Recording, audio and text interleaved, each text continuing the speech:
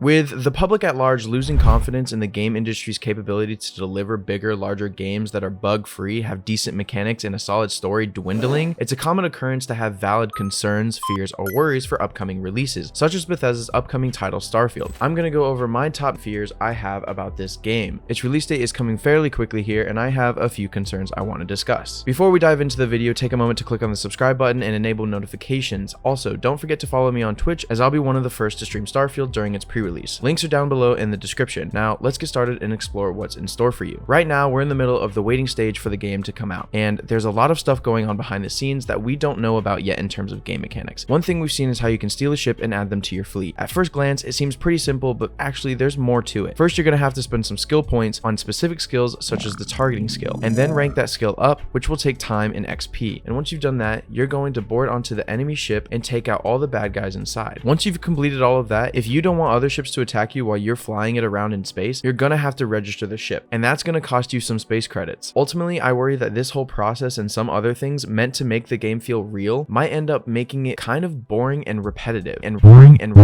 especially if you're trying to be a space pirate and make money by stealing and selling ships, which unless there's an underground way to sell ships, I believe that you still need to register your ship to even sell it. They also added a game mechanic where your character can get sick or have some sort of illness. On the surface, it sounds cool and all for making the game more real, but I'm not sure yet if it's something that's been implemented correctly, or if it's going to be too much. I get that they want us to feel like we're in the game, but I'm afraid it might make things complicated without adding much to the actual gameplay. And there's going to be several instances of this when the game's actually released. Overall, in terms of tedious gameplay, I hope that they implemented it in a very balanced way. While procedurally generated planets contribute to the game's overall volume by offering various elements such as destinations to explore, visually appealing landscapes, and diverse environments, their primary role remains that of filler content. This will be great for those who enjoy sightseeing, as they will have a collection of over 1,000 planets to explore. However, I want a more purpose-driven adventure filled with risks and rewards. Simply journeying from one seemingly lifeless planet to another, solely for the sake of having another location to visit, fails to generate motivation within me. Don't get me wrong, I do get some enjoyment from visiting these planets just to tick it off a list, but it's just not for everyone. Additionally, the idea of traveling the entirety of each planet feels less appealing. It's just so much walking, especially since we know we won't be able to have any vehicles or mounts to get us from one place to another on the same planet. My main worry is that these procedurally generated planets have the potential to lack depth and individuality as well as intrigue across the game. This could result in limited activities or incentives for exploration, potentially leading to a sense of repetitiveness in both visuals and gameplay. While it might sound insignificant, the fact that only a small portion of these massive worlds contains life raises a reasonable cause for concern. This leads me to my next concern. I understand Bethesda intends on introducing expansions, quests, and DLCs over time, which would enhance the game's content gradually. This is awesome, as it's reassuring us that Bethesda is committing to the future of their game, which is promising, as I feel more game studios should do this as well. It shows they care about the direction of where the game is headed down the road, and it gives die-hard fans more official content to have fun with. However, it raises the question of whether the game was truly prepared for its initial release, as they are putting a lot of emphasis on modding and future expansions, which is probably the motivation for having so many barren planets. It gives a wide open door for changes and additions to the game. This is great. I love that Bethesda is letting modders contribute to such an already expansive game, but given the size and potential challenges posed by such a vast array of planets, I just don't want the game to feel empty upon its initial release. Meaning, I hope they didn't put too much emphasis on the growth of the game after release. It leaves the initial release stranded and barren. This could lead players to hold off on buying the initial release, as it seems it would be more beneficial to wait and hold off for more content to come out before purchasing the game and its additional content. It's super cool that they offered an expansion pack during the initial release of the game, but is that not a little premature? Continuing off my earlier point that the game might feel barren, why does a polished, just finished game offer an expansion to it if it technically should be able to stand on its own? It just doesn't make sense to have a huge game with already so much content and right off the back offer an expansion. It's not that I'm not excited to play the expansion. Let's be honest, if Starfield ends up being as good as I think it is, then I'll be buying most to all of the expansions they have to offer. But I worry that it being too soon means they already are distracted with bringing forth extra and future content, and because of that, they might fumble the finalization of the actual game. It seems like they should be focused on just polishing the actual game release to see how it does before releasing an expansion to the game. But that's just my take on it. The other thought I had was the implementation of the Creation Club, which is mostly cosmetic stuff that makes sense for a free-to-play game.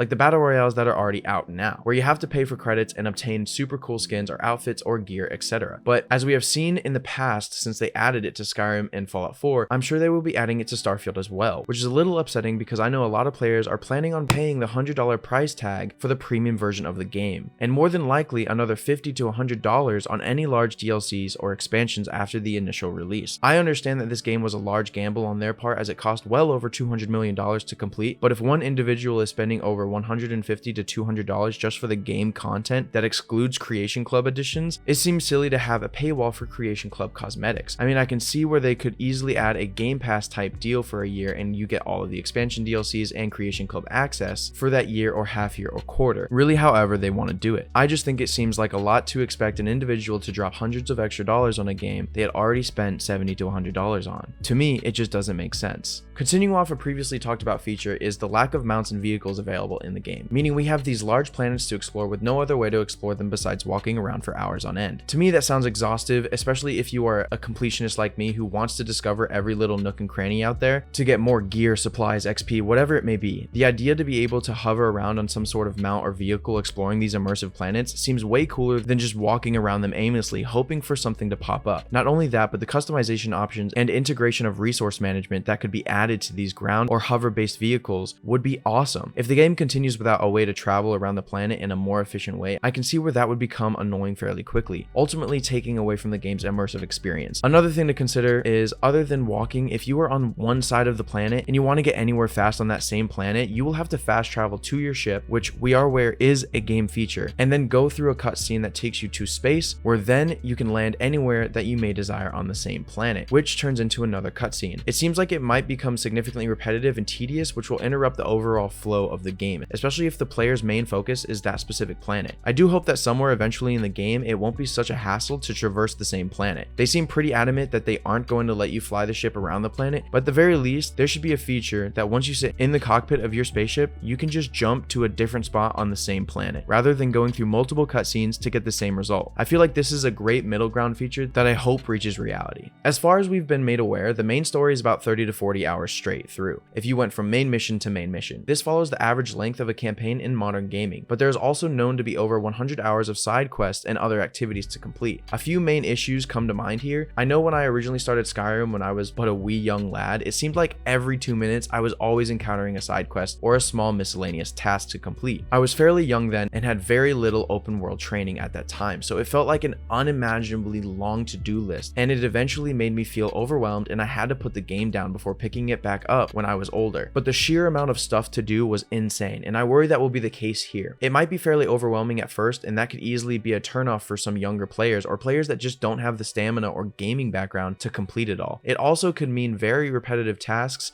that have a slight variation to them, but ultimately go here, collect this, return. Go here, collect them, return. Go here, fix this, return, etc. We all remember Fallout 4 and Preston Garvey giving us endless missions to take care of in terms of the Minutemen and protecting our settlements, or whatever that settlement might need. It was ridiculously repetitive and there was never an end in sight. Not only that, but a big issue with Fallout 4 was the story was fairly bland. I'm not saying it was the worst story ever, I'm just saying the side quests were way more enjoyable and rewarding. A game that has more enjoyable side quests is okay, as it gives so much content for its players to be a part of, but why? Why even have a main story that lacks substance and depth that rewards the player's experience as they continue in the game? It is possible to balance a good, interesting storyline with an immense amount of side quests. It just takes a bit of balancing, and I'm worried that Bethesda, being Bethesda, may have dropped the ball in this area. I had talked earlier about how expensive it is to register a ship once you have stolen it, and that whole process being a bit more tedious than we might have initially thought. It also turns out that ships aren't cheap. We have seen in gameplay videos and trailers that they can run upwards of 390,000 space credits. We know that the initial cost of our ship is fairly low, but if that high price of 390,000 isn't eye-opening, at the very least it highlights a huge question of how exhausting it might be to collect the research, resources, and credits needed just to upgrade your ship to your liking, disregarding the initial buying price. This could mean extensive grinding and time spent just collecting the items needed to make your ship the fully fledged space voyager you want it to be. And this is only one aspect of the game that costs money. So it might be fair to say that spaceships and upgrading them very well might be a late game activity, as Todd Howard has even confirmed, as it seems it's going to take a significant amount of time and resources to dedicate solely for ship buying or customization. If not done carefully, this could easily lead to repetitive burnout, especially if a player is trying to achieve these leaps at an early stage of the game. It's a small concern, but if buying and customizing your spaceship is a main motivation for you, then you might need to be a bit more patient and grind to obtain the ship you truly want, which might seem like a bummer for a lot of people, as spaceship design and customization and making your spaceship is a huge motivator for a lot of people getting this game. Something Bethesda has promised is that this game will be the most bug-free release that the studio has ever had. This at first glance sounds promising, but it's always good to be a little skeptical, as the overall difference between the number of devs playing the game and looking for bugs and playtesters they have compared to the millions of people who will be playing overnight, it's just expected that bugs would be found in large numbers that developers just could not find or anticipate. So yeah, is it probably going to be the least buggy release yet? Sure, but 200 minus 1 is still 199, and that's still a lot of bugs to encounter, especially with the bad taste of Cyberpunk 2077 and the mishandled launch of 76. It's a good idea to have some worries about this, as with these massive, insane open world RPG games, a lot of things could easily go unnoticed. But since they delayed the game by over a year, it's promising to know that the majority of the bugs could have been fixed, but again, it's Bethesda and they can try all they want, but once the game is in the hands of the millions of people, it could easily be a slippery slope from there. Lastly, in the past 2 decades, we have seen hundreds and hundreds of games released to the masses. We have also seen failed releases that were detrimental to the game itself, affecting its progress and overall public viewpoint. Games like Fallout 76, which was even a Bethesda title release that just felt empty and had its fair share of bugs. Anthem's release was a big mess, leaving many very disappointed and wanting more. And the backlash from the community ultimately led to the game's demise.